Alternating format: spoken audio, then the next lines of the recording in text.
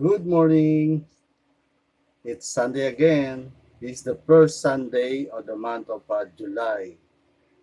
July 5. Kumusta na po kayo? Magandang umaga sa inyong lahat. Maya pahabak kekongan. Ang ating pong paksa ngayong umaga, araw ng pagsamba online, ay Lost Paradise. Basahin po natin sa Genesis 1:26. Ang sabi dito sa NIV version sa English, Then God said, Let us make mankind in our image, in our likeness, so that they may rule over the fish in the sea and the birds in the sky, over the livestock and all the wild animals, and over all the creatures that move along the ground. Genesis 1:26. Saglit po tayong dumulog sa Panginoon Diyos sa panalangin. Dakila namin Diyos, pinupuri ka namin, sinasamba ngayon pong umagang ito. Panginoon Diyos, patawarin niyo po kami sa aming mga kasalanan na nagawa. Upang sa aming paglapit sa iyo at pakikinig ng iyong banal at makapangyarihan salita, ay tunay kang ikaw ang mapakinggan namin at handa po kaming sumunod dahil mahal ka namin at mahal naming sundin ang iyong mga salita. Continue to give us wisdom and knowledge. O Holy Spirit, we welcome you. Continue to guide us and to convict us from the Word of God. We claim all the victories. In Jesus' name we pray. Everybody say, Amen. So, bakit ko po pinamagit ang Lost Paradise? Dahil ito yung original plan ng Panginoon Diyos. Yung nasa paraiso tayo. O tinatawag noon na Garden of Eden. Na kung saan nung unang nilalang niya ang tao ay they were created by God according to His image and likeness. Ang sabi nga po sa atin nabasa Genesis 1:26. At God put them in the paradise with complete amenities. Nilagay po sila ng Diyos sa paraiso. Sa paradise, kumpleto ang amenities. Katulad po ng pagkain, electricity, bagamat ang kaliwanagan at kalingningan ng Diyos ang tumatanglaw sa kanila. Mineral water dahil pure na water ang kanilang iniinom o iinumin. Good ambience, hindi na po kailangan ng aircon, hindi po mainit, tama lang, timpla ang klima. No need for clothing, wala po silang damit, hindi po sila nahihiya. No need for slipper or shoes, hindi na po kailangan ng pangyapa dahil napakaganda po ng ground. No need to build a home dahil ang paraiso nga po ang kanilang tahanan. No need to cook for their food dahil pinipitas lamang po ang kanilang pagkain. Yung bunga ng punong kahoy. Although Adam was to till the ground, yun po yung sinabi sa kanya ng Diyos sa Genesis 2:15. Ang sabi po diyan sa Genesis 2:15, in tilling the ground. Tingnan po natin.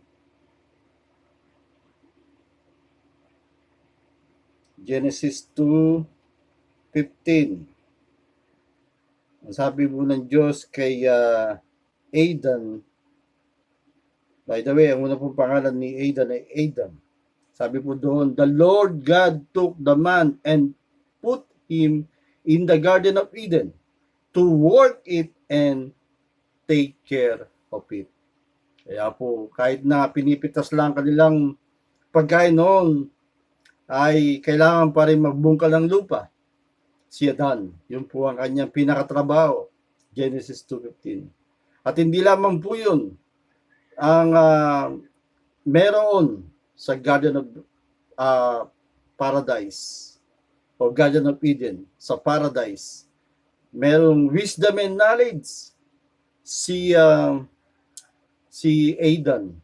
Sabi po sa Genesis 2:19 to 20. Ang sabi, now the Lord God had formed out of the ground all the wild animals and all the birds in the sky. He brought them to the man to see what he would name them. And whatever the man called its living creature, that was his name. So the man gave names to all livestock, the birds in the sky, and all the wild animals. Napakatalino niya. Bakit po? Dahil hindi nagkakadoble-doble ang mga pangalan ng isda, ng mga ibon, ng mga hayop.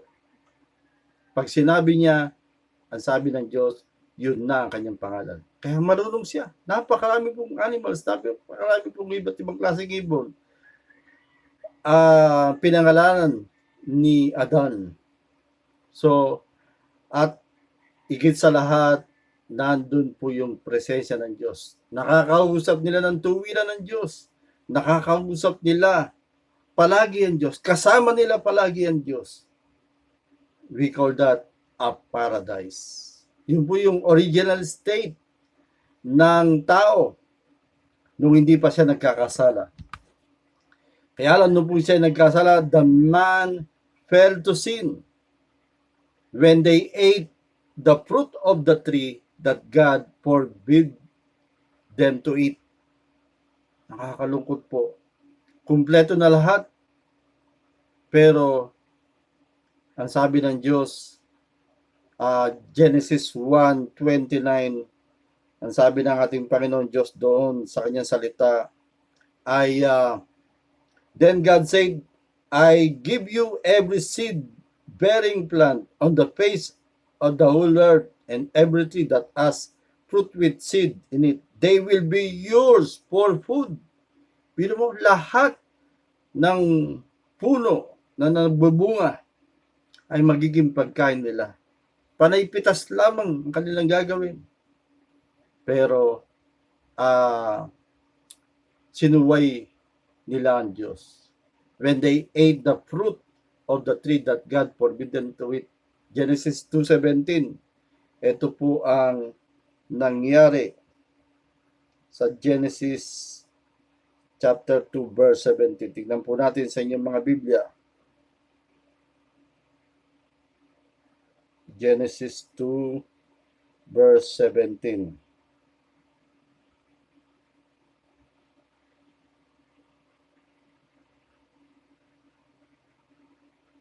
Sabi po doon ay sa Genesis 2:17.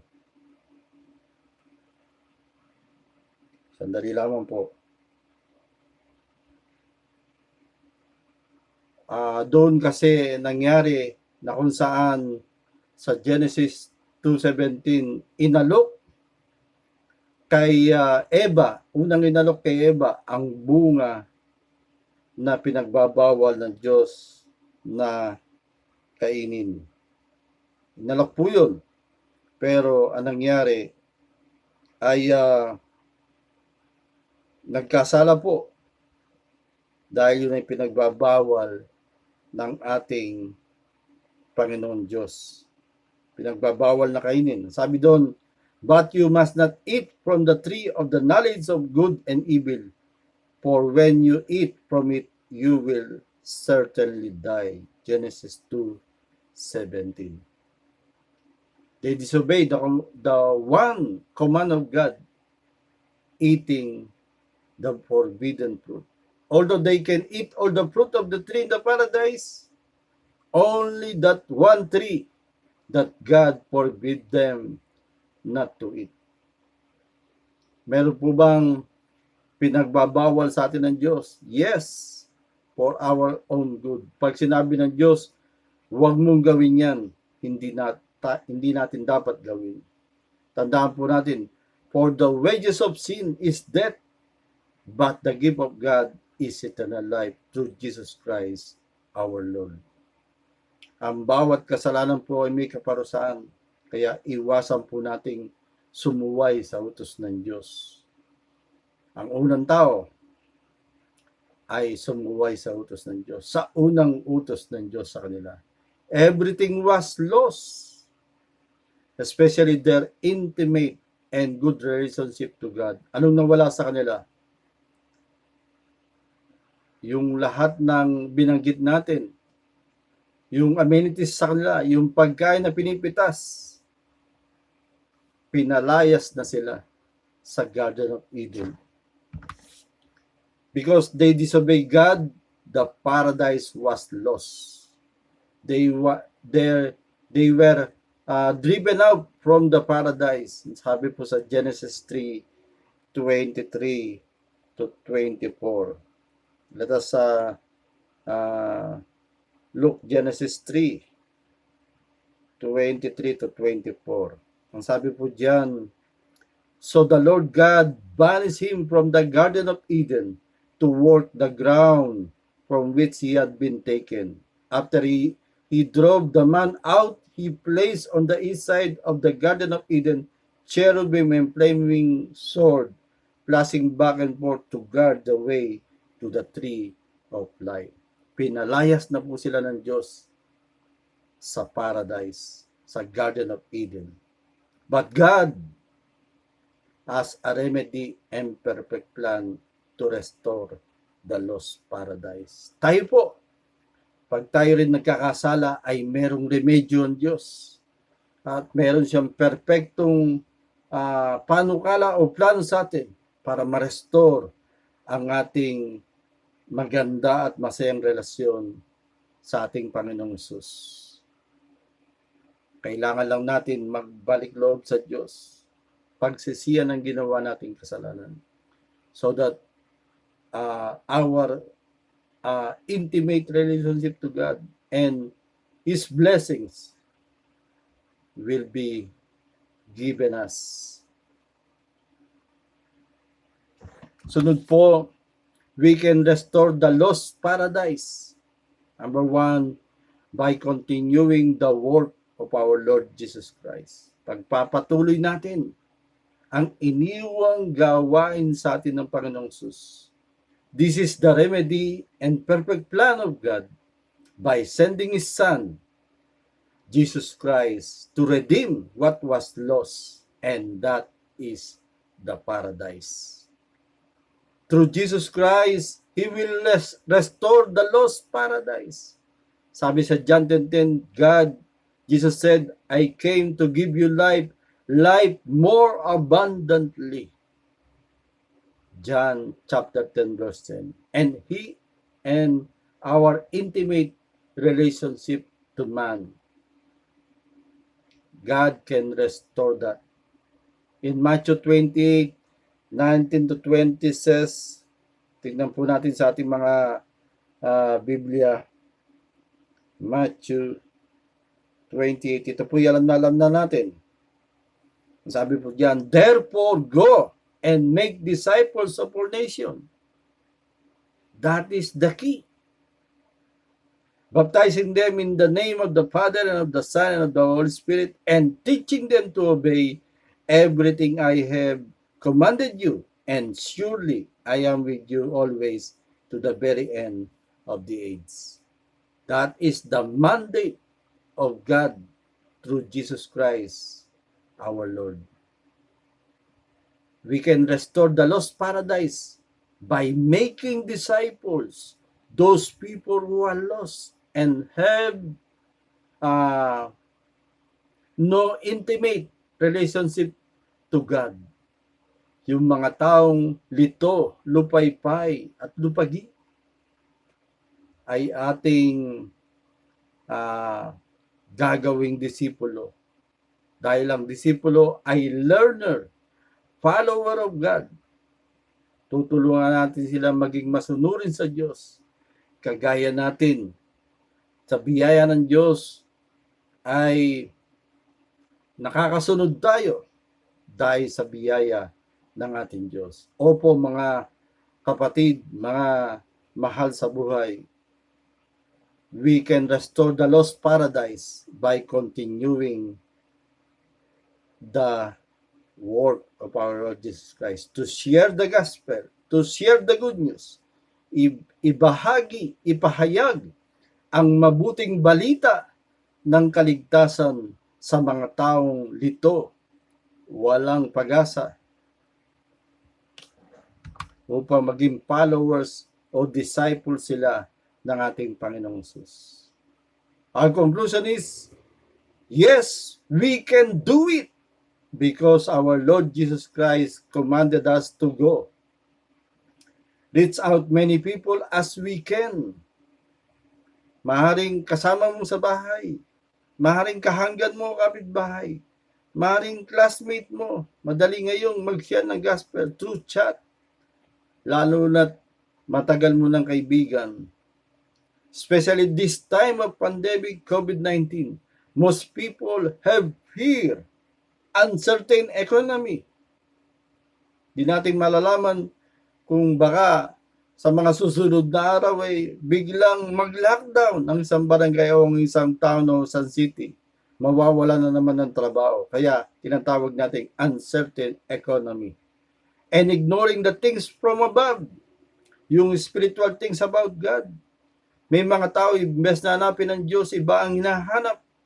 Nawawala na ng pag-asa, nawawala ng tiwala. Ayaw na maniwala sa Diyos dahil sa nararanasan nilang pandemic na ito. Nakakalungkot po. Pero nandito tayo, pinili tayo ng Diyos, tinawag tayo ng Diyos upang ipagpatuloy ang gawain ng ating Panginoong Hesus. To go and make disciples. Let us join our hearts and may the Lord Jesus lead us to those lost people. Let us pray. Dakilang Diyos sa aming Ama, pinupuri ka namin, pinapasalamatan. Salamat po dahil iniligtas mo po kami. Ipinahayag mo po sa amin ang iyong bugtong na anak na si Jesus bilang aming tagapagligtas at naging Panginoon. Marami pong salamat, Panginoon Diyos, dahil binigyan mo po kaming authority upang ipahayag ang mabuting balita ng kaligtasan sa pamamagitan ng aming Panginoong Kristo. Tulungan niyo po kami. Bigyan niyo po kami ng lakas ng loob at tapang upang may bahagi namin, may kwento namin, may share namin ang gospel, ang ebanghelyo sa mga taong lost, sa mga taong ligaw, lito at lupaypay. Panginoon Diyos, marami pong salamat. Pinupuri ka namin, pinapasalamatan. At Panginoon Diyos, dinadalain ko ang mga nanonood na yun, niyo pong yun at ang iyong mapagpalang kamay upang sila ay patuloy na palakasin, gabayan, ingatan. Sino man po, Panginoon Diyos, ang may karamdaman, pagalingin mo po sila. Sa pangalan ni Jesus, sino man po, Panginoon Diyos, ang nawawalan ng pag-asa, bigyan mo po sila ng pag-asa. Sino ba po, Panginoon Diyos, ang nalulungkot, i-comfort mo po sila, Holy Spirit. Patatagin mo po sila at bigyan ng lakas ng loob. Sino man po, Panginoon Diyos, ang nagugulumianan, nagugulo, O Jesus, ang sabi mo, peace I give unto you that the world cannot give. O Jesus, O Panginoong Hesus, bigyan mo po sila ng kapayapaan. Panginoon Diyos, marami pong salamat. Patuloy nawang ikaw ang masumpungan namin sa lahat ng aming ginagawa. Ikaw ang may taas namin sa lahat ng aming ginagawa. Salamat po sa iyong banal at makapangyarihan salita na aming napakinggan. To you be the glory, praises. In Jesus' name we pray. Everybody say, Amen. Announcement po, yung pong ating tithes and offering na ating tinabi. Sabi nga po ni Brother Tolitz, ay kokolektahin niya.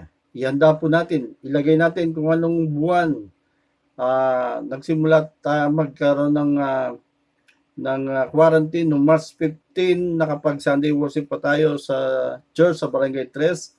So susulat natin kung anong buwan. Ito ay April, May, June, hanggang ngayon, July, para po hindi natin magastos. Yun po ay sa Diyos ibigay natin. Yun ay mga bagay na banal para sa Kanya. Pangalawa po, yun pa po hindi nakakasama sa ating online prayer meeting. Gamit natin na Zoom na po makasama kayo. Kung anong pong mga dahilan ninyo, i-PM po ninyo ako at ipapanalangin natin yun upang tulungan kayo ng Diyos dahil Gusto namin kayong makasama, gusto namin kayong mapalakas, gusto namin kayong patuloy na sumama sa gawain ng Panginoon dahil ito'y napakahalaga po. Ito yung mga spiritual na bagay. Essential po ito.